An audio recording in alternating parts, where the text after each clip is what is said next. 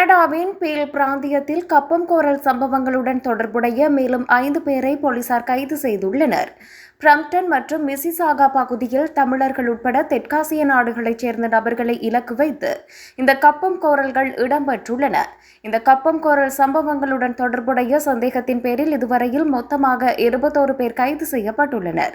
24 வயதான தினேஷ்குமார், 25 வயதான ஹார்மன்ஜித் சிங், 44 வயதான டெஜிண்டர் டாட்லா, 21 வயதான ருக்ஜார் அசாகாக்சி, 27 வயதான பந்துமான் சேக்கோன் ஆகியோர் இவ்வாறு கைது செய்யப்பட்டுள்ளனர். இந்த சந்தேக நபர்களுக்கு எதிராக 154 குற்றச்சாட்டுகள் சுமத்தப்பட்டுள்ளன. பிரம்ப்டன், ஹாமில்டன் மற்றும் பிரிட்டிஷ் கொலம்பியா ஆகிய பகுதிகளைச் சேர்ந்த சந்தேக நபர்கள் இவ்வாறு கைது செய்யப்பட்டுள்ளதாக அறிவிக்கப்பட்டுள்ளது.